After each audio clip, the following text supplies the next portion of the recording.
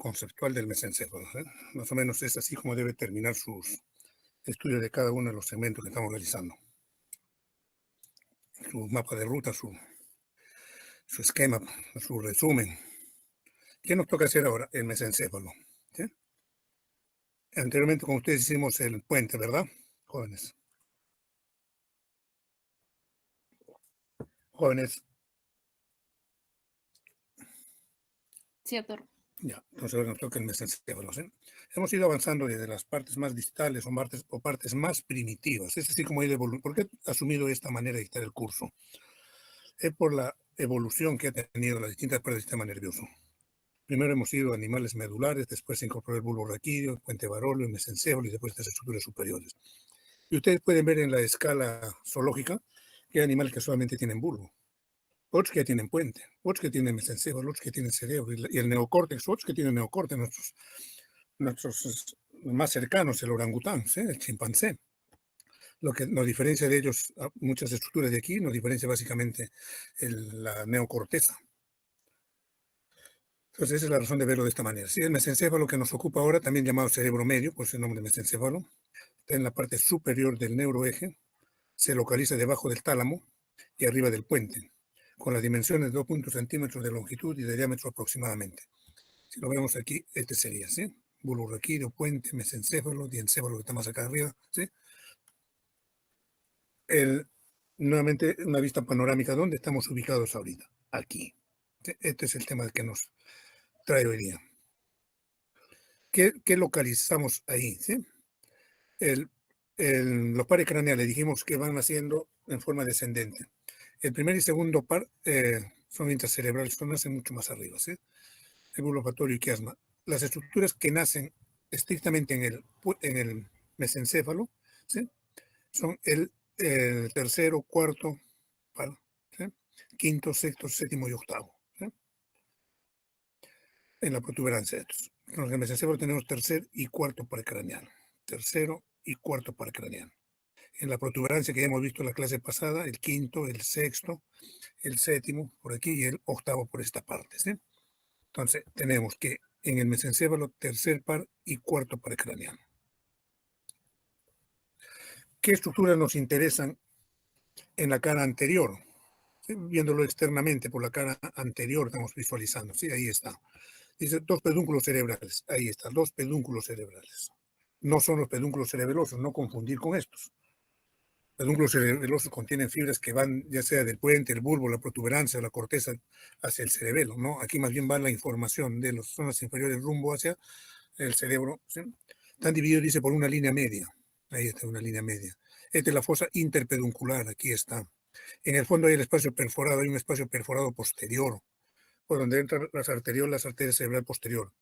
En la región anterior, ¿cuál es su límite aquí en la región anterior? Se relaciona con las cintillas ópticas, ahí están las cintillas ópticas. Y el quiasma óptico, ahí está el quiasma óptico. Y el tubérculo ceniciento. También existen ahí en ese estudio los cuerpos mamilares, ¿sí? Y el origen del tercer par craneal. Estructuras que nos interesan ahí en el mesencéfalo.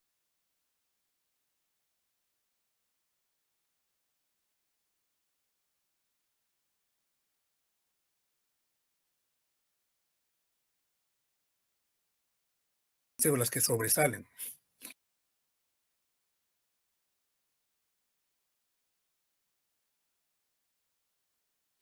Los tubérculos cuadrigéminos, ahí están, 4,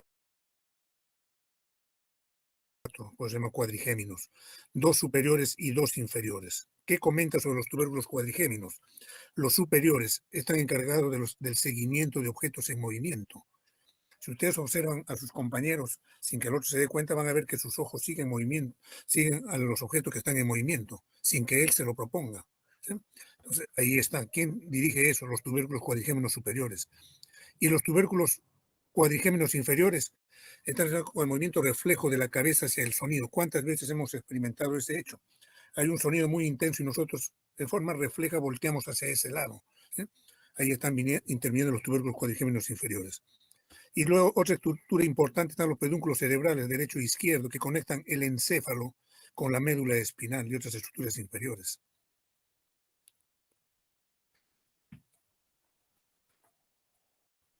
Ahí en la cara posterior, no he comentado esto, ahí en la cara posterior, llamado techo del mesencéfalo, contiene 4 prominencias donde el cuadrigémino de conectados superiores e inferiores, separada por un surco cruciforme, los colículos superiores, centro de los reflejos que regulan el movimiento de los ojos, cabeza y cuello en respuesta a estímulos visuales, y los colículos inferiores, movimiento de cabeza y tronco en respuesta a estímulos auditivos. Debajo de esto tiene el origen del cuarto par. Esa es la cara posterior. Un resumen de lo anterior, dice mide 2 centímetros, conecta el puente y cerebelo con el prosencéfalo, está atravesado por el acueducto de Silvio cerebral por donde circula el líquido cefalorraquídeo. En la parte posterior hay 4 colículos tubérculos cuadrigéminos, 2 superiores, centros reflejos de la visión, 2 inferiores, centros reflejos auditivos. En la cara lateral están los pedúnculos cerebrales. El superior asciende desde el colículo superior al cuerpo geniculado lateral del tracto óptico y el inferior del colículo inferior al cuerpo geniculado medial. La cara anterior contiene la fosa interpeduncular que limita a los lados con los pies de los pedúnculos cerebrales. A esta altura está emergiendo el tercer par craneal. Una vista bastante resumida, el techo, el tegmento y el pie de los pedúnculos. Del acueducto, sus componentes como vimos aquí, techo, tegmento y pie. En el techo que encontramos los colículos que habíamos visto, los controles auditivos y visuales. Visualizamos también su ubicación, están en la parte dorsal del mesencéfalo, están los colículos superiores, los inferiores. El tegmento, ¿no? Controla las funciones de motilidad, regula el estado de conciencia y regula algunas funciones autonómicas. En la parte interna, ¿qué cosa es lo que podemos encontrar? El tectum, y haciendo un corte, ¿sí? La lámina cuadrigémina constituye la porción posterior al acueducto cerebral, el tegmento es la porción que se encuentra en el techo, y el pie, pedúnculos cerebrales, entre ambos se ubica una lámina de sustancia gris, denominada sustancia negra. Ahí está la sustancia gris periacueductal. La porción del pie o pedúnculos cerebrales ocupa la región más anterior del mesencéfalo. La sustancia gris periacueductal tiene mucha importancia, ¿sí? En la región subependimaria, el conducto del epéndimo, existe una envoltura de sustancia gris denominada sustancia gris periacueductal que contiene en su parte más ventral importantes núcleos craneanos, núcleos del tercer, cuarto par y del quinto par en su porción mesencefálica. En el corte transversal, esto es anatomía, jóvenes, estructuras anatómicas. A nivel de colículo inferior, dice, el colículo inferior es una masa homogénea, ovoide de sustancia gris que protruye en la superficie posterior del mesencéfalo. Es lugar de procesamiento de las vías auditivas. Sus aferencias provienen del lemnisco lateral. Sus eferencias se dirigen al cuerpo geniculado medial a través del brazo conjuntival inferior. El núcleo del nervio troclear está situado en la sustancia gris central, cerca del plano medio justo posterior al fascículo longitudinal medial. Las fibras discurren en el velo medular. Los núcleos que hay aquí en esta estructura del colículo inferior participan en la vía auditiva, reciben aferencia del lemnisco lateral, se comunican con el cuerpo geniculado medial a través del brazo del colículo inferior. El colículo inferior es un núcleo grande de sustancia gris. Se ubica, dice, por debajo de la elevación superficial correspondiente y forma parte de la vía auditiva. Recibe fibras terminales del lemnisco lateral, la vía continúa luego a través del brazo inferior hasta el cuerpo geniculado medial. Está llevando información consciente. Aquí los núcleos que existen, ¿sí? La anatomía, los núcleos, según la neuroanatomía, esa es la descripción de esas estructuras. Igual esto, nuevamente el tegmento, pedúnculos cerebrales, pie de los pedúnculos, sustancia negra, fosa interpeduncular. Dice, el mesencéfalo es atravesado por un conducto estrecho, el acueducto de Silvio, por donde transcurre el líquido cefalorraquídeo. Tiene varios núcleos que controlan los movimientos oculares. La sustancia negra, ¿qué cosa es? Es un núcleo motor que está ubicado a lo largo del mesencéfalo y establece conexiones dopaminérgicas. Se está utilizando la dopamina como neurotransmisor con la corteza cerebral, con el hipotálamo y con los núcleos basales del cerebro. ¿Qué función tiene esta sustancia negra? Se relaciona funcionalmente con el tono muscular. La degeneración de este núcleo de esta sustancia negra origina lo que vemos muy frecuentemente, la enfermedad de Parkinson. Entonces, se debe a trastornos en la producción de la dopamina. ¿Dónde está el problema? En la sustancia negra. Hace énfasis aquí, afirmando, el mal funcionamiento de las neuronas dopaminérgicas provoca afectaciones variadas en dependencia de la vía que resulta implicada. En el caso del Parkinson, hay una síntesis deficiente de dopamina. ¿Por quién? Por las neuronas dopaminérgicas, indudablemente. ¿Que va a llevar a qué? A una incapacidad progresiva, o sea, menor producción en forma progresiva de dopamina, debido a que la sustancia negra se está destruyendo en forma progresiva. Pues el Parkinson es una enfermedad que va avanzando. Más destrucción de sustancia negra, menos producción de dopamina, y el Parkinson se hace más manifiesto. Aquí el núcleo del colículo superior participa en la vía visual. Recibe fibras principalmente del cuerpo geniculado lateral, a través del brazo del colículo superior. Manda fibras a los núcleos pretectales. Ojo con esto porque al final vamos a utilizar estas vías para poder explicar los reflejos oculomotores. A nivel de los colículos superiores, dice el colículo superior es un núcleo grande de sustancia gris, intervienen los reflejos visuales, conectando con el cuerpo geniculado lateral por el pedúnculo cerebeloso superior. ¿Qué recibe este colículo superior? Aferencia de nervio óptico. También recibe aferencia de la corteza visual. Recibe aferencia de los fascículos espinotectal. Envía fibras hacia dónde? Hacia la médula espinal, por eso se denomina tecto espinal y tecto medular, en que interviene responsable de movimientos reflejos de ojos, cabeza y cuello ante la presencia de estímulos visuales. Aquí la aplicación de lo que hemos visto, las estructuras. Le decía a sus compañeros, ¿sí? Yo les comenté, los vuelvo a decir. En su portal existen para esta unidad dos artículos he mandado. Dice primera parte, segunda parte. Las prácticas de esta semana son presenciales sí o sí. ¿Sí? ¿Con cuál de los dos vamos a trabajar? Con el segundo. Motilidad y sensibilidad. ¿Sí? El uno lo vamos a usar para la siguiente semana. Y le decía, guarden esos dos artículos porque eso se va a servir para cuando lleven fisiopatología, lleven semiología y hagan la parte clínica. Guárdenselos bien porque sabiendo eso, a lo que todos le temen en neurología clínica, va a ver que es totalmente sencillo. Entonces, ¿qué habíamos dicho de reflejos? Son respuestas involuntarias, innatas, inmediatas. ¿Sí? Son respuestas inmediatas. Tenemos un reflejo fotomotor directo, un reflejo consensual o indirecto y el reflejo de la acomodación o convergencia. Cuando buscas estos reflejos, ¿qué estás buscando? ¿Se acuerdan cuando hablamos de reflejos medulares, reflejo aquiliano, hablamos centro de integración L4 y L5? Va donde el médico busca el reflejo rotuliano y no lo encuentra. ¿Sí? No hay reflejo rotuliano. Entonces, te forma la idea. Los receptores están normales. Él hace un esquema mental de lo que está viendo. Receptores, no hay daño en el tendón. Vía aferente, no hay trauma, no hay ningún daño. ¿Sí? Músculos están iguales, normales. No hay el reflejo. Entonces tengo que pensar, ¿problema de receptores? No parece. ¿Problema de vía aferente? No parece. Antecedente de trauma medular, ahí debe estar el problema. ¿Pero en qué parte? L4, L5. Porque ahí está el centro de integración. Entonces me está diciendo, pero si encuentro el reflejo L4, L5, digo, ese sector de la médula está normal, aquí no hay problema, señor. Por eso, igual si tú buscas el reflejo bicipital golpeando el tendón del bíceps, ¿sí? Hay flexión del brazo sobre el antebrazo, ¿sí? Es normal. Entonces buscas ahí cuál es su centro de integración, dices, sé tantos está normal, pero si no lo encuentras, pues si ese centro está dañado. Entonces te sirve para mapear la columna, la médula espinal. Y este reflejo pupilar me sirve para ver cómo está el mesencéfalo. Y si no encuentro reflejos, me está diciendo, ¿sabes qué? Esos núcleos que tú has visto ahorita, hemos visto esos núcleos de los colículos, están dañados. Y si están dañados esos núcleos, encuentras que no hay reflejo fotomotor. ¿Sí? Y si está dañado esos núcleos y el paciente está en coma, te está diciendo, ¿sabes qué? También está dañada su sustancia reticular. Entonces, ya, pero la sustancia reticular de repente está dañada a nivel no del mesencéfalo, sino de la protuberancia. Entonces me da otras manifestaciones. Entonces tú con esto puedes llegar a decir, ¿sabes qué? El daño está en el mesencéfalo, porque está inconsciente y no encuentro estos reflejos.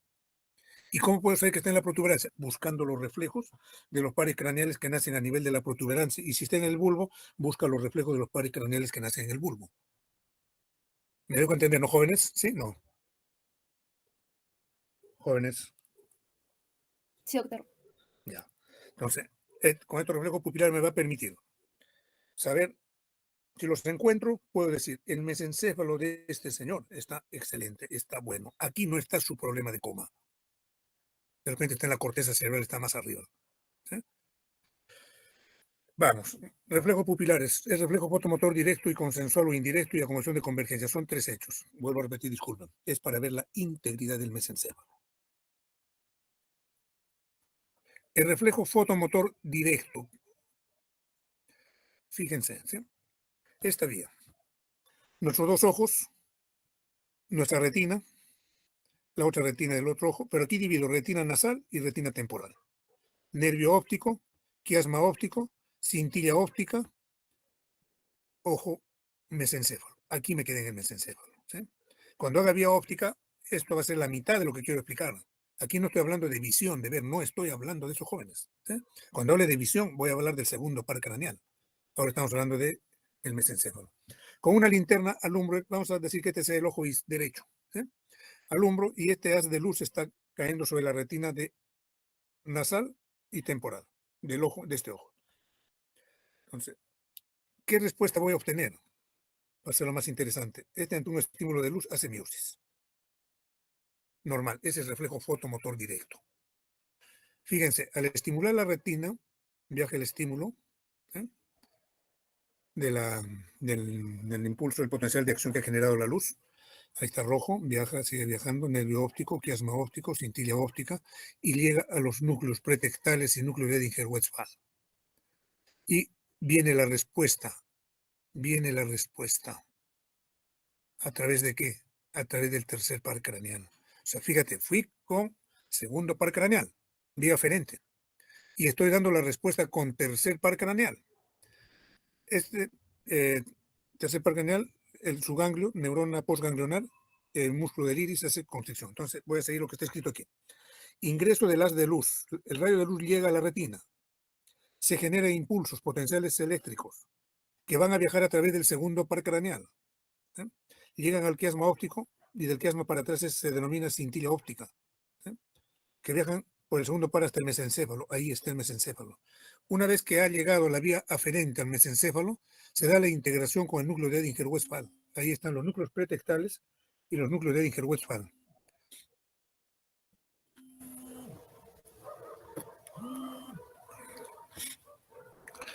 Fíjense, y la respuesta viene por este lado. Y entonces me va a decir correcto, ¿sí? La respuesta a la vía aferente viene por el tercer par craneal. Ahí está. Contracción pupilar. La respuesta, una vez que el impulso llega aquí a los músculos intrínsecos del ojo, no a los extrínsecos, no estamos hablando del músculo recto superior, no estamos hablando de ellos. Estamos hablando de los músculos que están en el interior del ojo. Un segundito, por favor, señor. Está bien, estoy en clases. Estoy en clases, por favor. Lo llamo. Sí, ya, chao.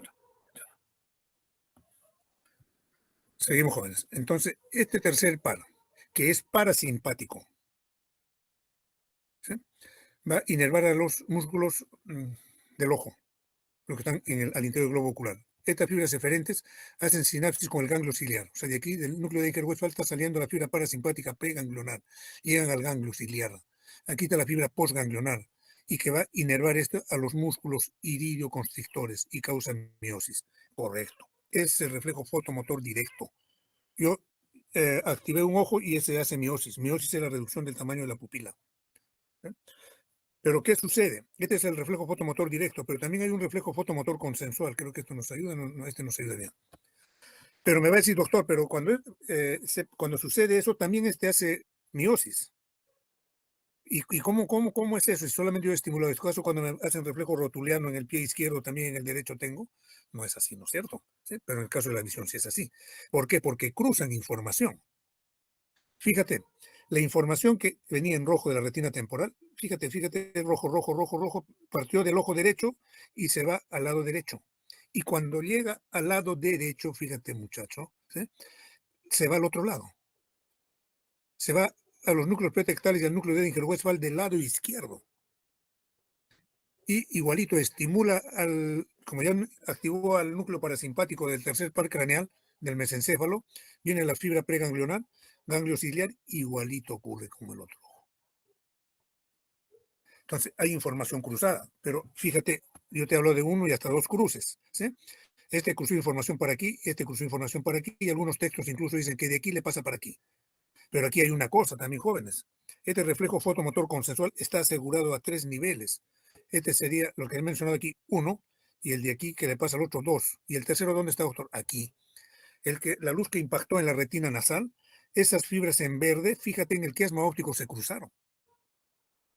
Se fue a la cintilla óptica del lado contrario y va a estimular el núcleo de Eicher-Westphal del lado contrario y va a originar estímulo al núcleo del tercer par craneal. Y fíjate, y va a suceder que los dos hacen meiosis. Ahora, cuando vayan a la clínica van a ver que a veces el médico busca y dice, hay una pupila paralítica, no responde. ¿Qué pasó? Se ha dañado. Jóvenes, ya tengo referencias. O tan midriáticas paralíticas no responden a la luz. Significa que este mesencéfalo es el que está sufriendo. Está dañado este mesencéfalo, por eso no hay reflejo fotomotor directo ni el consensual. Y a veces hay una que está en meiosis y otra está en midriasis. Entonces ahí ya empiezas a jugar con todos los núcleos y distintos niveles de que puede estar la lesión. El reflejo fotomotor, ¿qué cosa es? ¿Sí? Regula la entrada de la luz a través del iris. Cuando hay mucho sol, cuando ustedes ven su gato en la mañana, ¿sí? Cuando hay mucho sol, una rayita tienen de iris. Pero cuando regresamos en la noche después de clase, vemos que su iris está redondo, está midriático. Entonces, ¿para qué le sirve eso al gatito? Igual para nosotros, para regular la cantidad de luz que debe impactar en tu retina. Entonces, ahí, y gracias a qué se produce esa miosis o midriasis. ¿Sí? Miosis, el parasimpático. ¿Por qué? Porque el parasimpático inerva el esfínter del iris, el músculo. Y midriasis es dilatación de la pupila. ¿Quién lo inerva? El simpático. ¿Qué músculo? El músculo radial del iris. Entonces ya tengo el sustrato por quién es la vía, qué hace y qué músculo está inervando. Entonces, miosis dice es la reducción del diámetro de la pupila. Vía aferente, ya hemos visto, es el nervio óptico. Centro integrador en los núcleos pretectales del mesencéfalo. ¿Sí? Vía eferente ya empieza a juntarse con el núcleo de Edinger-Westphal, que es parte donde nacen las fibras preganglionares parasimpáticas, nace su axón preganglionar, avanza hacia el ganglio ciliar, en el ganglio ciliar hace sinapsis con la neurona postganglionar y de ahí van las neuronas parasimpáticas a través del tercer par hacia el órgano efector, el esfínter del iris. ¿Cómo vendría a ser la midriasis? Que es diferente. Fíjate, esto es parasimpático, pero también hay midriasis, doctor, ¿no es cierto? Es correcto, hay midriasis. Sigue un camino diferente. Sigue un camino diferente. ¿Qué cosa es la midriasis? No es el mismo camino, no es la misma ruta, jóvenes. ¿Sí? En la midriasis, incremento del diámetro pupilar. Vía eferente. Están comprometidos segmentos medulares de T1. ¿Dónde estamos hablando? Del asta intermedio lateral. Avanzan las fibras preganglionares simpáticas. Llegan al ganglio, por aquí estamos, ganglio cervical superior. Fibras postganglionares simpáticas. ¿A dónde van a llegar? Al órgano efector músculo radial del iris. Entonces ya tenemos el sustrato anatómico para poder explicar la miosis y para poder explicar la midriasis. Aquí, creo que... aquí, vamos a ver. Aquí fue el impacto de luz. Retina nasal, retina temporal. Fíjate, aquí está, creo mejor. Más visual, se objetiva mejor. ¿Sí? Fíjate, la luz. Vamos con la retina temporal, que está más fácil. ¿Sí? Viaja la información a través del nervio óptico, llega al quiasma óptico, sigue por su misma cintilla óptica del mismo lado, llega a los núcleos pretectales. Fíjate, del núcleo pretectal, algunos textos dicen manda información a este otro núcleo pretectal. Este núcleo pretectal está mandando a su propio núcleo pretectal y también ya le está mandando al otro núcleo pretectal de al lado. ¿Sí? Entonces, el impulso salió de aquí, hizo su ruta, su camino, viene por aquí, la respuesta viene por el tercer par craneal. Entonces explíqueme ahora de forma repetida cómo es el otro, del otro lado, ¿sí?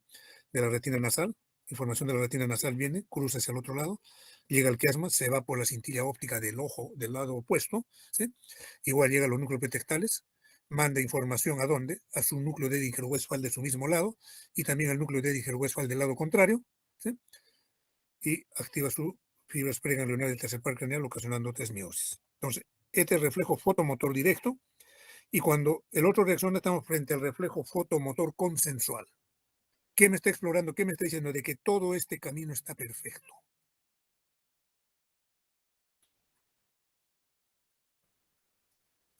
Ahora, veamos, ¿qué puede suceder? Cuando hay una lesión del nervio óptico, ¿qué cosa? Fíjate, jóvenes, por favor. Cuando hay una lesión del nervio óptico, ¿sí? Imagínate que el nervio óptico se ha dañado. Hay pérdida de reflejo fotomotor directo. Se seccionó el nervio. Estamos hablando que se ha seccionado el segundo par, ¿sí?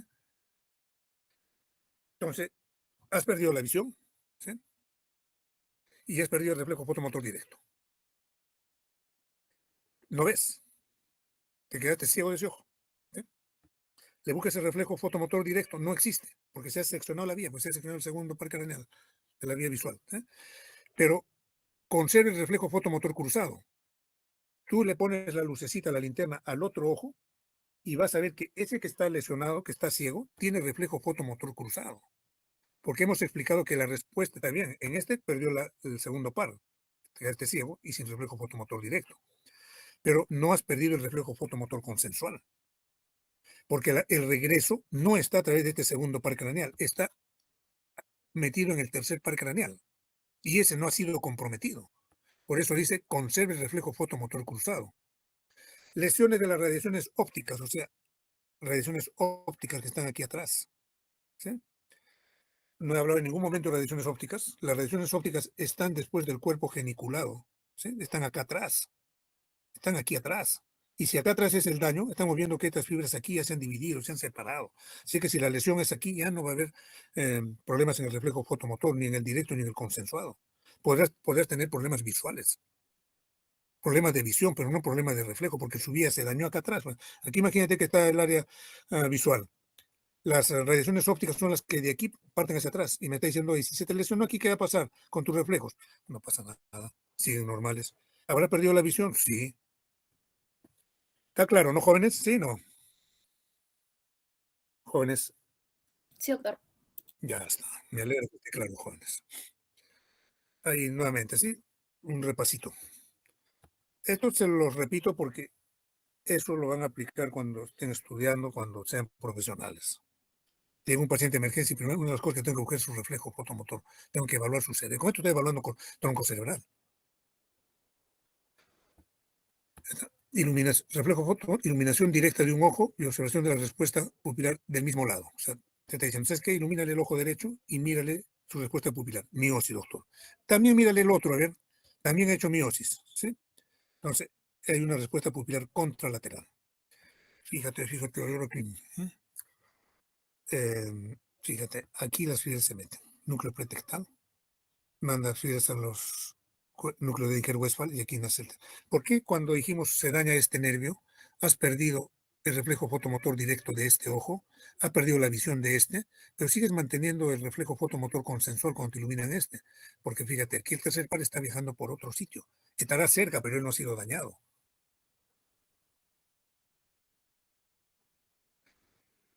A ver, esto ya.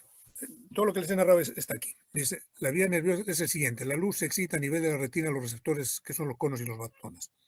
El potencial de acción generado viaja a través del nervio óptico hasta el quiasma, donde las fibras se entrecruzan parcialmente. Aquí le falta decir, las que captaron la información de la retina temporal llegan al quiasma y no se decruzan.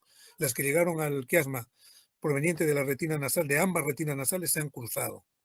Luego, por las cintillas ópticas, alcanzan el cuerpo geniculado. No llegan al cuerpo geniculado, dicen, no hacen sinapsis ahí, jóvenes. Las vías visuales, la visión consciente ahí sí hacen sinapsis. Ojo, por una palabrita cambia la vida, jóvenes. ¿Eh? Dice, luego, por las cintillas ópticas alcanzan el cuerpo geniculado, lo bordean, no dice se entremezclan o se sinapsan, terminando en los núcleos pretectales. Aquí se dice terminen los núcleos pretectales, centro del reflejo fotomotor. De aquí parte una segunda neurona que pasa por la comisura blanca posterior y termina en los núcleos de Edinger-Westphal. Allí nacen las fibras que llevan la excitación motora del tercer par craneal, la neurona preganglionar. Y los nervios ciliares cortos, que de la neurona postganglionar hacen contralateral el esfínter pupilar. Dice, las fibras que salen de los núcleos pretectales se dirigen en parte por el acecilio, un haz longitudinal medial al núcleo del motor ocular común, del mismo lado, y en parte se cruzan con los que vienen del lado opuesto. Por ello, cada uno de ambos ojos se unen al núcleo motor del motor ocular común del mismo lado por dos vías, una directa y otra cruzada. Todo esto que hemos narrado y explicado explica el reflejo fotomotor consensual. Aquí está. Isocoria. ¿Qué significa isocoria? Cuando las pupilas son del mismo diámetro. Isocoria. Pupilas normal, pupilas isocóricas normorreactivas. Me está diciendo son igualitas, del mismo diámetro. La iluminas con la luz y las dos hacen miosis. Midriasis, dilatación de las pupilas. Miosis, las pupilas están pequeñas, puntiformes. ¿Y para qué te sirve? Por ejemplo, pacientes que vienen que se pasan de, por ejemplo, malas costumbres, llegan con pupilas puntiformes, mióticas, entonces tú ya sospechas, se le pasó la mano. Se están dando cuenta cómo esas sustancias dañan el sistema nervioso. Anisocoria, aquí puedo ver una pupila grande y una pupila chiquita. Son anisocoria, pupilas anisocóricas. En vez de tener una pupila grande y una pupila chiquita, yo digo eso porque ustedes están aprendiendo. Pero cuando ustedes pasen ya a semiología, no va a decir, doctor, ¿cómo está una pupila grande y una pupila chiquita? Seguro que lo van a sacar de la visita. Ya tienes que incorporar los términos que se van usando en el camino. Reflejo de acomodación. Otro hecho que vamos a hacer en la práctica también. ¿En qué consiste el reflejo de la acomodación? Dice, tú mismo o con tu compañero lo puedes hacer. Colocas tu dedo a unos 50 centímetros de ti. ¿Sí? Un lápiz. 50 centímetros de distancia de tus ojos.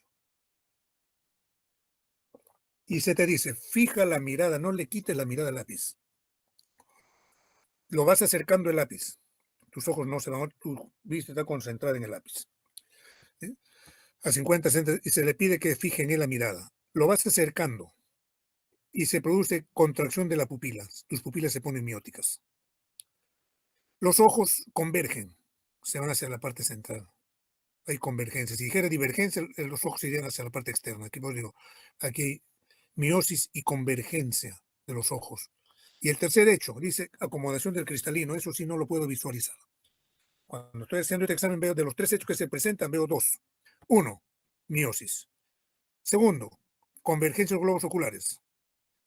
La acomodación del cristalino no lo puedo visualizar. ¿Cuál es la vía de viaje de esta? ¿Sí? El arco reflejo pasa por el nervio óptico. Otra vez el segundo par está comprometido, ¿sí? Es la vía aferente. Llega al cuerpo geniculado lateral. Pasa, fíjate, a la corteza visual, lo que no hacía el anterior, ¿no es cierto? ¿Sí? Ya está pasando a la corteza visual primaria. Vamos a ver, cuando hablamos corteza cerebral, hay corteza visual primaria, secundaria. ¿Sí? De aquí, de esta corteza visual primaria, envía proyecciones desde la corteza hacia el tectum. ¿A cuál tectum? Al colículo superior. Y de ahí del colículo superior le manda la información al núcleo de Edinger-Westphal. Nace el nervio oculomotor y pasa al ganglio ciliar. Usa vías comunes de reflejo fotomotor directo. ¿Sí? Y también usa vías diferentes. Porque el anterior llegaba al cuerpo geniculado y lo bordeaba y se iban al tubérculo cuadrigémino. Este no. Este llega al cuerpo geniculado lateral y del cuerpo geniculado lo proyecta a la corteza. Y de la corteza le devuelve otra vez manda proyecciones de la corteza al tectum, concretamente al colículo superior. Y el colículo superior le manda la información al núcleo de Edinger-Westphal, que es nuevamente los núcleos de parasimpático, del tercer par, fibras preganglionares, del nervio oculomotor. Llega al ganglio ciliar donde encuentra la otra neurona y sale las postganglionares del tercer par.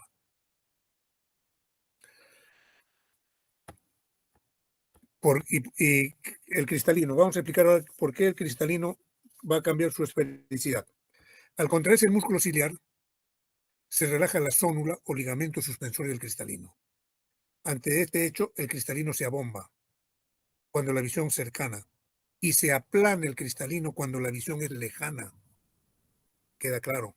Cuando estoy acercando el objeto, entonces se van a dar tres cosas. Se va a dar la miosis, convergencia y el cristalino se vuelve esférico. Por eso dice, el cristalino se abomba para la visión cercana y se aplana para la visión lejana. Entonces, si empiezo ese lápiz que lo tengo cerca, lo empiezo a alejar, voy a ver que la miosis deja de ser miosis. La convergencia ya no es convergencia, los ojos vuelven a su posición central. El cristalino, ¿qué hace? Ya no está abombado, se aplana. ¿Sí? Entonces, si se dirige la visión a un objeto cercano, se produce de manera refleja convergencia de los dos ojos, ¿sí? Acomodación por contracción del músculo ciliar, abombamiento del cristalino y miosis pupilar. A diferencia del reflejo fotomotor, aquí sí se necesita la participación de la corteza cerebral. No dijimos la corteza visual primaria. ¿Sí? ¿Y dónde están esas? ¿Sí? es el área 17, 18 y 19 que están ubicados en la corteza occipital. Entonces, ¿cuál es la vía? Si te preguntan cuál es la vía aferente del reflejo de acomodación, diría la vía aferente es la vía de la retina, llega al cuerpo geniculado, llega a la cisura calcarina. La cisura calcarina está en el área 17, 18 y 19. Y la vía eferente, corteza frontal y tubérculo cuadricémino superior, área pretextal, núcleo del parasimpático, Edinger-Westphal, músculo ciliar, reflejo de acomodación, recto interno, reflejo de convergencia. Fíjate, a través de la activación del músculo ciliar tienes la acomodación. A través de la contracción del recto interno, de los rectos internos de ambos ojos, tienes la convergencia. Y la pupila se vuelve miótica debido a la acción del esfínter de la pupila. Ahí están los tres hechos. Ante la cercanía, convergencia de los ojos. Ahí está. Los ojos miran hacia el centro por acción del tercer par craneal y los músculos de ambos rectos internos se contraen. Ahí están. Partió de esto y está en esta situación. Se da la miosis. Pupilas de ambos ojos se hacen pequeñas. Tuvieron isocóricas y se ponen mióticas. Pasó a esta situación. ¿Por acción de quién? Del parasimpático. El tercer hecho, la acomodación. Dice, el cristalino cambia su forma por acción del músculo ciliar y las ónulas. Visión lejana, ¿sí? Visión próxima. El reflejo de acomodación cercanía o de acomodación de convergencia es un otro reflejo que se activa cuando vemos objetos cercanos. ¿Sí? Comprende cambios coordinados en la convergencia, el tamaño de la pupila y forma del cristalino. La formación reticular. Dijimos, esa es una red que va desde la parte superior de la médula espinal, va el bulbo, va la protuberancia, va al mesencéfalo. Pues, estructura anatómica funcional del tallo cerebral, desde la parte rostral de la protuberancia anular hasta la parte caudal del diencéfalo, se encarga de los ciclos circadianos de estar despierto y estado vigil, además de identificar estimulaciones de fondo irrelevantes. Es la parte más antigua del cerebro. Se llama red sustancia reticular porque asemeja a una red de pescador. Posee núcleos reticulares, vías reticulares ascendentes, vías reticulares descendentes, conexiones entre ella misma, conexiones con los nervios craneales. Dice, es posible distinguir tres grupos en esta sustancia reticular. Síndromes mesencefálicos es fácil deducir, ¿no es cierto? Si se te ha dañado el mesencéfalo, las pupilas van a estar dilatadas, no va a haber reflejo fotomotor, ¿sí? Se pierde el reflejo de convergencia, retracción del párpado superior. Esto no, jóvenes. Listo, muchachos, creo que hemos terminado. Jóvenes, en realidad